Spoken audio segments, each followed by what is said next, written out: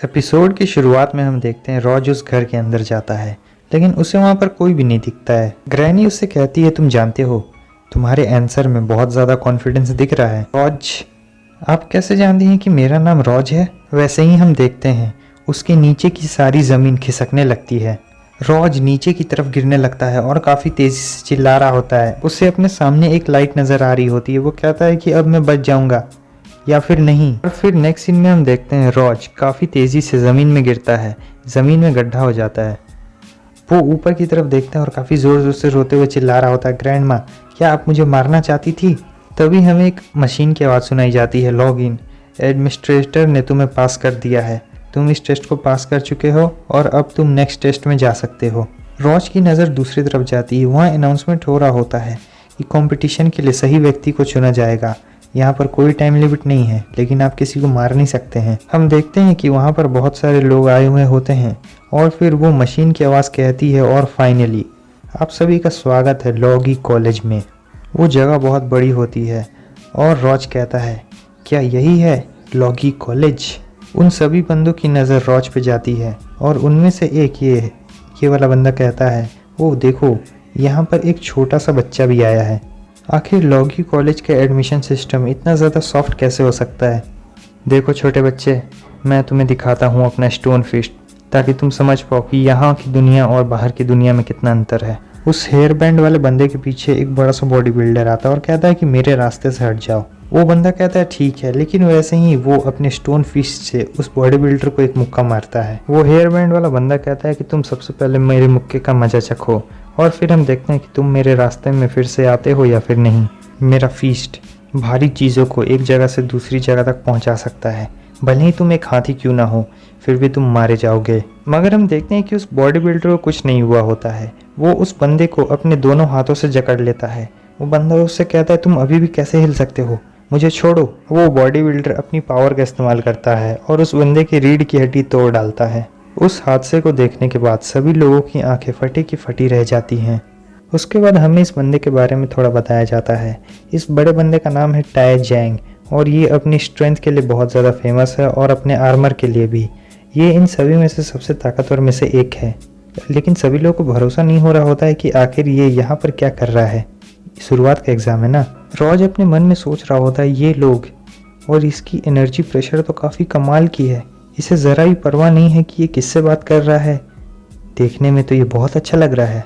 और फिर रॉज कहता है, लॉजी यूनिवर्सिटी बहुत ज़्यादा इंटरेस्टिंग लग रही है, अगर ये लोग भी विलेजर्स की तरह होते तो ये बहुत ज़्यादा बोरिंग हो जाता। और फिर वो अपने मन में सोच रहा होता है, युवांग, मैं लॉजी कॉलेज के मिस्ट्री को देखना चाहता हूँ जिसके बारे में तुम बात कर रहे थे। मैं इसे डिस्कवर करूँगा कि आखिर ये किस तरह की जगह है। मैं अपने रास्ते में किसी को भी नहीं आने दूंगा, चाहे कुछ भी हो जाए, क्योंकि ये मेरा आखिरी मौका है और मैं इसे यूज़ करना चाहता हूँ। सीन चेंज होता है, हमें लॉगी कॉलेज के अंदर का सीन दिखाया जाता है। वहाँ पर हम देखते हैं कि एक बंदे को बहुत बुरी तरीके से कोई मार रहा होता है। हमें उस दूसरे बंदे को दिखाया जाता है जो उस पहले वाले बंदे को मारा होता है। वो दूसरा वाला बंदा कहता है, मैंने तुमसे कहा था ना, तुम यहाँ की चीज़ें नहीं बेच सकते हो, तुम सचमुच एक बहुत ही अजीब लड़के हो, हमेशा मुझे तंग करते रहते हो। तभी कोई उसका दरवाज़ा खटखटाता है। वो चश्मे वाला बंदा कहता है कि अंदर आ जाओ। हम देखते हैं कि वहाँ पर एक बंदा आता है जो कहता है, डायरेक्टर उससे कहते हैं, मिस्टर गाओ डायरेक्टर से कहते हैं कि इस साल का असेसमेंट शुरू होने वाला है, क्या आप चल के उनके परफॉर्मेंस को नहीं देखेंगे? डायरेक्टर उससे कहते हैं कि नहीं, मैं इस पार्टी को ज्वाइन नहीं कर सकता हूँ, उन बच्चों में मुझे कोई इंटरेस्ट नहीं है। तभी मिस्टर गाओ उससे कहते हैं, मैंने सुना है उस आदमी का बेटा भी यहाँ पर आया है और जाय फैमिली का वंशज भी आया है। डायरेक्टर उससे कहते हैं, लगता है कि इस साल बहुत ज़्यादा मज़ा आने वाला है। सीन चेंज होता है। इधर हम देखते हैं कि अनाउंसमेंट हो रही होती है, सभी लोगों को बताया जाता है कि असेसमेंट शुरू होने वाला है और पहला रूल ये है कि तुम लोगों का टारगेट होगा क्रो, जो लॉगी कॉलेज के अंदर है। इधर रॉज कहता है, क्या क्रो, क्या वो एक डॉल है? और फिर हमें दूसरा रूल बताया जाता है कि यहाँ पे हज़ारों कौवे हैं इस कॉलेज के अंदर और तुम लोगों को सिर्फ उन कौवों को पकड़ना है जिनके पास स्क्रोल होगा। उन कौवों के पैर में एक स्क्रोल को बांधा गया है और तुम लोगों को उस स्क्रोल को तब तक रखना है जब तक टाइम ख़त्म ना हो जाए, और अगर तुम्हारे पास वो स्क्रोल टाइम ख़त्म होने तक होगा, इसका मतलब ये मान लिया जाएगा कि तुम पास हो। और फिर उसके आगे के रूल्स ये होते हैं कि टाइम सिर्फ 3 घंटे दिए जाएंगे और अगर तुम लास्ट सेकंड में भी मतलब उस स्क्रोल को ले लेते हो तो तुम पास माने जाओगे, और सिर्फ 50 कौवों के पास ये पास है। इधर रॉज अपने मन में सोच रहा होता है, क्या सिर्फ 50 कौवे, सिर्फ 50 कौवों के पास है, यानी सिर्फ 50 लोग पास हो पाएंगे, और लेकिन यहाँ पर तो 1000 लोग हैं। इसका पास रेशियो तो बहुत ज़्यादा कम है, बहुत कम लोग पास हो पाएंगे। वो लोग इस बात को सुन के ज़रा से भी सरप्राइज़ नहीं हुए हैं। लगता है वो इस कॉलेज के रूल्स को पहले से जानते हैं। लगता है मुझे भी अपना बेस्ट देना होगा। और फिर उसके बाद असेसमेंट शुरू हो जाता है। इधर दूसरी तरफ हम देखते हैं डायरेक्टर और मिस्टर गाव ऊपर से ये सब चीज़ देख रहे होते हैं। डायरेक्टर कहते हैं कि इस बार मैं पूरी तरह उसी को देखूंगा। मिस्टर गाव कहते हैं कि आपका क्या मतलब है? मेरा मतलब ये है कि वो दोनों बच्चे मुझे निराश नहीं करेंगे।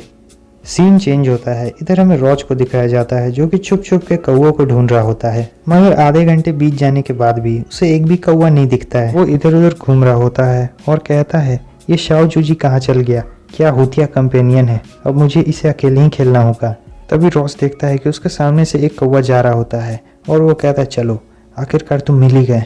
रॉज सुपरमैन वाली जंप लगाता है और सीधे उस कौवे के आगे आ जाता है और उसे पकड़ने की कोशिश करता है। वो कौवा दूसरी तरफ भागता है। रॉज उससे कहता है कि तुमने मुझे बहुत लंबा इंतजार करवाया, अब चुपचाप मेरे हाथों में आ जाओ। रॉज उसे पकड़ने ही वाला होता है लेकिन वो कौवा दूसरी तरफ जंप लगा देता है। रॉज की रफ्तार बहुत तेज़ होती है इसलिए वो हवा में रुक नहीं सकता है। अब उसके आगे एक बिल्डिंग आ चुकी होती है और वो टकराने वाला होता है, लेकिन वैसे ही वो एक लोहे के पाइप को पकड़ लेता है और पीछे घूम घूम कर स्पाइडरमैन वाला पोज दे के नीचे उतर जाता है। उसके बाद रॉज अपनी वॉर स्पिरिट को बाहर निकालता है और कहता है इधर देखो छोटे से कौवे, ये तुम्हारे लिए सम्मान की बात है कि मैं तुम्हें पकड़ने के लिए अपनी वॉर स्पिरिट को बाहर निकाल रहा हूँ। अब रॉज फ्लैश की स्पीड से जाता है और उस कौवे को पकड़ने वाला होता है, लेकिन इधर हमें एक दूसरे बंदे को भी दिखाया जाता है जो कि बहुत तेज़ी से दौड़ कर आ रहा होता है। और फिर हम देखते हैं कि वो सारे बिल्डिंग के आर पार चला जाता है और सीधे रॉज के साइड में आ जाता है और फिर वो रॉज को एक ज़ोरदार मुक्का मारता है। हम देखते हैं कि ये वही बॉडी बिल्डर होता है और वो उस कौवे को ही पकड़ लेता है। उसके बाद वो आराम से नीचे उतरता है और इधर दूसरी तरफ हमें रॉज को दिखाया जाता है जो कि दूर दूसरी तरफ जाके एक दीवार से टकरा जाता है। वो बॉडी बिल्डर कहता है छोटे बच्चे, मुझे कौवा मिल गया, तुम्हारा बहुत बहुत शुक्रिया। और उसका किस्मत भी साथ दे रहा होता है क्योंकि उस कौवे के पास होता है। उस पास को ले लेने के बाद वो बॉडी बिल्डर उस कौवे से कहता है कि यहाँ से दूर हट जाओ बदबूदार कौवे कहीं के। इधर दूसरी तरफ हमें रॉज को दिखाया जाता है जो कि काफ़ी तेज़ी से वहाँ से निकलता है और उस बॉडी बिल्डर से कहता है तुम्हें थैंक्स बोलने की इतनी जल्दी क्या है, क्योंकि मैंने तुमसे अभी तक ये नहीं कहा है कि मैं वो तुम्हें देने वाला हूँ। वो बॉडी बिल्डर कहता है वाह ये काफ़ी अच्छी स्पीड है, लेकिन मुझे नहीं लगता है कि ये मुझ पे थोड़ा सा भी असर करने वाली है। और फिर वो बॉडी बिल्डर कहता है कि मेरा नाम है टाई गैंग, अब तुम गिरने से पहले मेरा नाम जान चुके हो। और फिर हम देखते हैं वो भी अपनी वॉर स्पिरिट को बाहर निकालने लगता है और कहता है मैं तुम्हें ऐसे मारूंगा कि तुम्हें ज़रा सा भी दर्द नहीं होगा। मैं अपने वॉर स्पिरिट को तो समन नहीं कर सकता हूँ, लेकिन मेरा ब्रॉन्ज वॉल और आयरन वॉल पावर ही तुम्हारे लिए काफ़ी रहेगा। हम देखते हैं रॉज काफ़ी तेज़ी के साथ आगे बढ़ता है और उसे एक ज़ोरदार पंच मारता है, लेकिन हम देखते हैं उस बॉडी बिल्डर पर उस पंच का कोई भी असर नहीं होता है।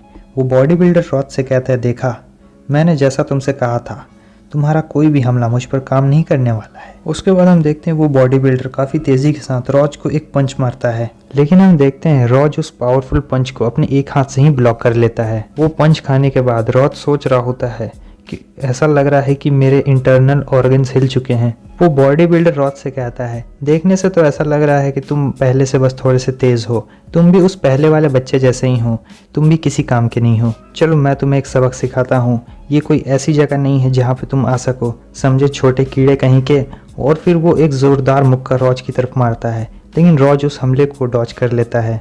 वो बॉडी बिल्डर कहता है तुम मुझसे छुपने की कोशिश कर रहे हो, क्यों है ना। रॉज उसकी तरफ आगे बढ़ता है और कहता है ठीक है, अब मैं तुम्हें डाउन करके ही रहूँगा। रॉज उसके चेहरे पे एक ज़ोरदार किक मारता है, लेकिन हम देखते हैं कि उस बॉडी बिल्डर को कुछ भी नहीं हुआ होता है।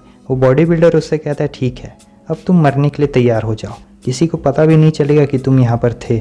वो अपने दोनों हाथों को जोड़ता है और रॉज के ऊपर एक खतरनाक सा वार करता है और वो कहता है जो चीज़ें ये नहीं जानती कि उन्हें सर्वाइव कैसे करनी है, वो लोग राख में बदल जाते हैं। मैंने अपना बहुत समय तुम जैसे छोटे मोटे लोगों पर बर्बाद कर दिया। इधर हम देखते हैं कि रॉज वापस से खड़ा होने लगता है और कहता है कि तुम बहुत ताकतवर हो और तुम दूसरे वो ताकतवर शख्स हो जिससे मैं मिला हूँ, फिर भी तुम मुझे ऐसे ही नहीं हरा सकते हो, मैं तुम्हें हरा के रहूँगा। इधर हमें दूर पहाड़ों में दिखाया जाता है जहाँ पे दो लोग बात कर रहे होते हैं कि मैंने सुना है लॉकी कॉलेज का एंट्रेंस एग्ज़ाम पूरी दुनिया भर में चल रहा है। मास्टर ज़ाई वैंग, क्या हम ज्वाइन कर सकते हैं? देखने से ऐसा लग रहा है कि असाइनमेंट अपने वक्त पर शुरू हो चुका है। ज़ाई वैंग कहता है ठीक है, चलो ज्वाइन करते हैं। और बस हमारा ये एपिसोड यहीं पे ख़त्म होता है। अगर आपको वीडियो अच्छी लगी लाइक कर दें, शेयर कर दें, कमेंट करके बताएं आपको कैसी लगी। धन्यवाद।